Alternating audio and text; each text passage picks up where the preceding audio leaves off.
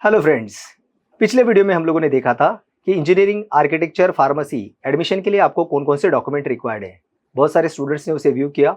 साथ में कुछ बच्चों के और क्वेरीज है जिसमें गवर्नमेंट कॉलेज, ऑटोनोमस कॉलेज और प्राइवेट कॉलेज, इसमें फ़र्क क्या है, और साथ में कोई एक अच्छा इंजीनियरिंग कॉलेज सिलेक्ट करना है तो वो कैसे सिलेक्ट किया जाता है।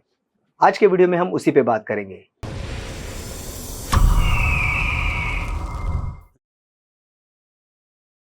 वेलकम स्टूडेंट, लैबटेक इनोवेशन के करियर गाइडेंस सीरीज में आपका स्वागत है। बहुत सारे स्टूडेंट के पास ये फर्क नहीं पता होता है कि गवर्नमेंट कॉलेज, ऑटोनोमस कॉलेज और प्राइवेट कॉलेज, इसमें क्या फर्क है। समझ लेते हैं इस बात को। जो भी आपके एरिया में रीजनल कॉलेज हो जाता है, उस कॉलेजेस में अलग अलग टाइप आते हैं। उसमें सबसे मेन और स्टैंडर्ड माना जाता है जैसे गवर्नमेंट कॉलेज।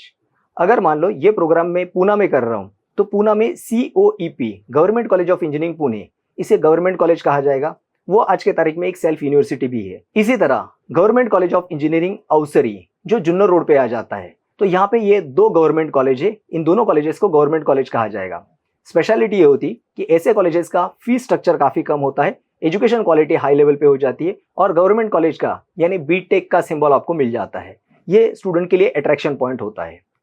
इसी तरह दूसरा जो टाइप आता है उसे कहा जाता है ऑटोनोमस कॉलेज, यानी ये अंडर पर्टिकुलर यूनिवर्सिटी होते हैं। जैसे अगर ये पूना में है तो पूना में ऐसे बहुत सारे कॉलेजेस है। इससे पहले ये सारे कॉलेज SPPU यानी सावित्रीबाई फुले पुणे यूनिवर्सिटी के अंडर थे, और उसी में से कुछ कॉलेज अब ऑटोनोमस हुए हैं। अब ऑटोनोमस कॉलेज होता क्या है? ऑटोनोमस कॉलेज को कुछ फिजिबिलिटी या फ्लेक्सिबिलिटी अवेलेबल हो जाती है, जिसके कारण वो अपना सिलेबस या करिकुलम खुद डिसाइड कर सकते हैं, और उसी हिसाब से वही उनका स्टूडेंट्स का एग्जामिनेशन भी कवर करते हैं और साथ में रिजल्ट भी डिक्लेयर कर देते हैं। इन शॉर्ट, ये कॉलेज ज़्यादातर ट्राई करते हैं कि इनका सिलेबस एडवांस रहे। इसलिए गवर्नमेंट के कॉलेज के बाद ऑटोनोमस कॉलेज जहाँ जहाँ है उनका मेरिट ज़्यादा होता है, या मेरिटियल स्टूडेंट ऐसे कॉलेजेस में जाना प्रेफर करते हैं। इसका सिलेबस भी काफ़ी एडवांस होता है, और सेकंड ईयर, थर्ड ईयर या फाइनल ईयर में आप अपने हिसाब से स्पेशल इलेक्टिव सिलेक्ट कर सकते हो। ये इसकी खास स्पेशलिटी होती है। साथ में इन कॉलेज के थ्रू आपको एक अच्छा इंडस्ट्रियल ट्रेनिंग, प्लेसमेंट ऑफर भी दिया जाता है, जो इसे इंटर्नशिप के नाम से जाना जाता है। अब बात करते हैं तीसरा टाइप यानी प्राइवेट कॉलेजेस। प्राइवेट कॉलेज जो अंडर पूना यूनिवर्सिटी है, वो पूरा SPPU के प्रोसेस को फॉलो करते हैं, जिस हिसाब से उनका एजुकेशन करिकुलम फिक्स्ड होता है, यानी पढ़ाई का 4 साल का पूरा पैटर्न फिक्स होता है। एग्जामिनेशन के डेट एज पर यूनिवर्सिटी के फॉर्म से होते, और क्वेश्चन पेपर बनाना, पेपर चेक करना, यह सारा काम यूनिवर्सिटी की तरफ आ जाता है। हालांकि SPPU का स्टैंडर्ड पूरे महाराष्ट्र में काफ़ी अच्छे लेवल पे माना जाता है, और ये वर्ल्ड वाइड जाना जाता है। इसलिए आप किसी गवर्नमेंट कॉलेज में एडमिशन लो, ऑटोनोमस कॉलेज में एडमिशन लो, या प्राइवेट कॉलेज में एडमिशन लो, फर्क यहाँ पे एक छोटा और भी आ जाता है। अगर आपने गवर्नमेंट कॉलेज और ऑटोनोमस कॉलेज से इंजीनियरिंग कंप्लीट किया तो आपको जो डिग्री प्रोवाइड की जाती है उसे BTech, bachelor in technical education के नाम से जाना जाता है। और जब आप प्राइवेट इंजीनियरिंग कॉलेज से कंप्लीट करते हो तो आपको BE यानी बैचलर ऑफ इंजीनियरिंग की डिग्री प्रदान की जाती है। हालांकि ये दोनों काफ़ी इक्विवेलेंट माने जाते हैं, बट आप जिस कॉलेज से उसे एजुकेशन कंप्लीट करते हो उसका अपना एक महत्व है। स्टूडेंट, इस वीडियो को आप स्टार्ट से एंड तक पूरा देखिए, क्योंकि आपके एडमिशन की पूरी प्रोसेस इसमें समझाने की कोशिश की जाएगी, जिसके कारण आपको पूरा इन्फॉर्मेशन एक ही वीडियो में मिल जाएगा। इसलिए students as well as parents सभी को रिक्वेस्ट है कि आप ये वीडियो अंत तक देखिए। अगर किसी भी स्टूडेंट को कोई अच्छा कॉलेज चाहिए या पेरेंट्स उस सर्च में हैं, तो ऐसी बहुत सारी इंक्वायरीज हमारे पास आती रहती है।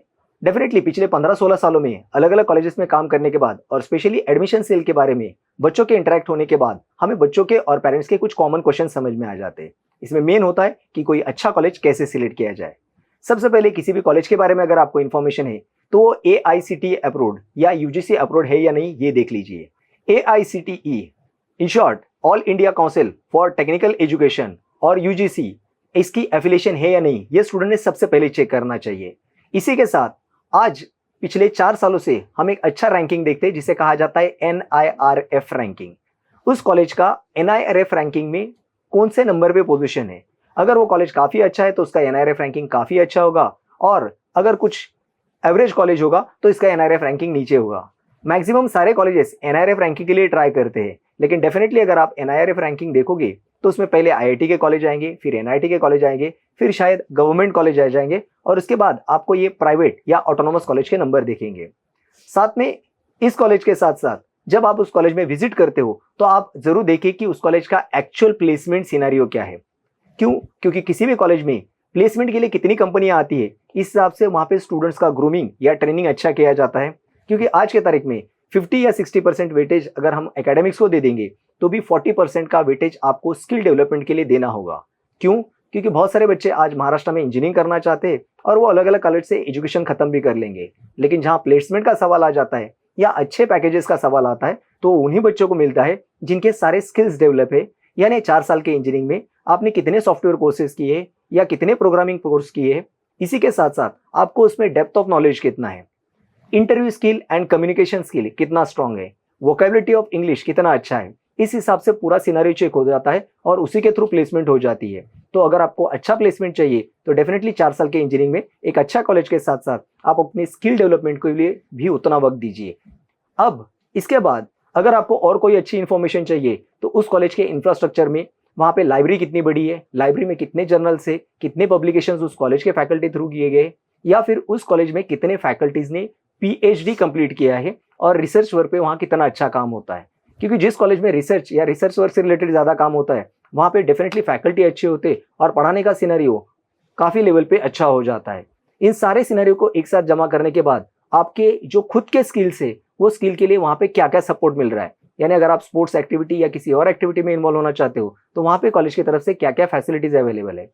अब इसमें बहुत सारे बच्चे जो पूना में इंजीनियरिंग करना चाहते हैं लेकिन बाहर से मतलब रीजनल एरिया से पूना में आने की कोशिश कर रहे हैं, उन स्टूडेंट को तो रिक्वेस्ट है आप कम से कम 2 बार पूना विजिट कर लीजिए। साथ में ये देखिए कि उस कॉलेज का कैंटीन कैसा है, हॉस्टल क्या है, हॉस्टल की फीस क्या है, अदर कोर्सेज करने के लिए वहाँ पे कनेक्टिविटी कितना है, और सबसे मेन पार्ट है कि क्या वो आपके एरिया के फाइनेंशियल कंडीशन में आता है क्या।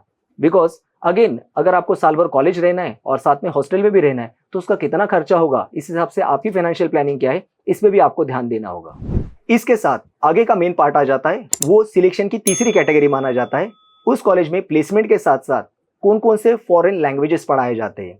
आज के तारीख में अगर कोई स्टूडेंट किसी भी कॉलेज में एडमिशन लेता है तो वहाँ पे कौन कौन से फॉरेन लैंग्वेजेस पढ़ाए जाते हैं, जैसे जर्मन, जापानीज या कोई और, इस तरीके से उस कॉलेज का सिनेरियो किस तरह डेवलप हो रहा है ये आपको समझ में आ जाता है। क्यों? क्योंकि 4 साल इंजीनियरिंग के बाद अगर आपको आउट ऑफ इंडिया जाना होगा तो उसके लिए उस कॉलेज से आपको कितना सपोर्ट मिलता है ये समझना काफ़ी इंपॉर्टेंट है। साथ में ही उस कॉलेज के लैब्स, वो लैब्स कितने अच्छे हैं, उसके इंस्ट्रूमेंट कैसे हैं, वो इंस्ट्रूमेंट स्टूडेंट्स के लिए कितने कारगर है, ये इफेक्टिव है, और आगे जाके उस कॉलेज के थ्रू कितनी इंडस्ट्रियल विजिट्स अरेंज किए जाते हैं। क्योंकि second year, third year, final year में आप अलग अलग जगह विजिट करते हो तो ये कॉलेज के रेपुटेशन पे डिपेंड करता है। इसी के साथ पिछले कई सालों से जो हम चेक करते हैं वो है कि उस कॉलेज का पिछले 4 साल का रिजल्ट क्या है। मतलब अगर आप फर्स्ट ईयर में एडमिशन ले रहे हो तो भी उस कॉलेज का पिछले 4 या 5 साल से रिजल्ट क्या आ रहा है, उस कॉलेज के कितने स्टूडेंट यूनिवर्सिटी टॉपर आते हैं, कितने स्टूडेंट को डिस्टिंक्शन मिलता है, कितने student after completing their B यानी बैचलर ऑफ इंजीनियरिंग की डिग्री कंप्लीट करने के बाद अब्रॉड एजुकेशन के लिए जाते हैं, और कितने स्टूडेंट ने खुद का सेल्फ एंटरप्रेन्योरशिप यानी खुद का सेल्फ स्टार्टअप किया गया है। ये सारी चीजें ज्यादातर स्टूडेंट चेक करते हैं। स्टूडेंट्स को भी एक रिक्वेस्ट है कि आप ये पूरी इंफॉर्मेशन जमा कीजिए, और पॉसिबली होता है तो आप किसी कॉलेज में विजिट कीजिए, नहीं तो आप इन सारे कॉलेज की एक लिस्ट बनाकर उस कॉलेज का ऑथेंटिक वेबसाइट चेक कीजिए, क्योंकि कॉलेज ने ये सारी इंफॉर्मेशन उन कॉलेज के वेबसाइट्स पे होती है और वो वेबसाइट से आप पूरी करेक्ट इंफॉर्मेशन ले सकते हो और आपका एडमिशन का फ्यूचर या डिसीजन फाइनलाइज कर सकते हो। यहाँ पे बहुत सारे बच्चों की, खासकर उनके पेरेंट्स की एक रिक्वायरमेंट आ गई है, वो ये है कि उन्हें पुणे के अलग अलग कॉलेजेस के लास्ट ईयर के कट ऑफ और उससे रिलेटेड एक वीडियो चाहिए जिसके कारण उन्हें इन्फॉर्मेटिव इन्फॉर्मेशन मिले। डेफिनेटली ये वीडियो हम आपको जल्दी बना के दे देंगे और एज पर आपकी रिक्वायरमेंट ये वीडियो हम जल्दी ही आपके साथ पब्लिश करेंगे। साथ में टॉप कॉलेजेस के टॉप हेड या डायरेक्टर्स का हम इंटरव्यू सीरीज भी यहाँ पे रख रहे हैं, जिसके कारण आपको एक अच्छा कॉलेज या अच्छा ब्रांच सिलेक्ट करने में फायदा होगा। तो आप ये सारे एजुकेशन सीरीज के वीडियोस को देखते रहिए। धन्यवाद।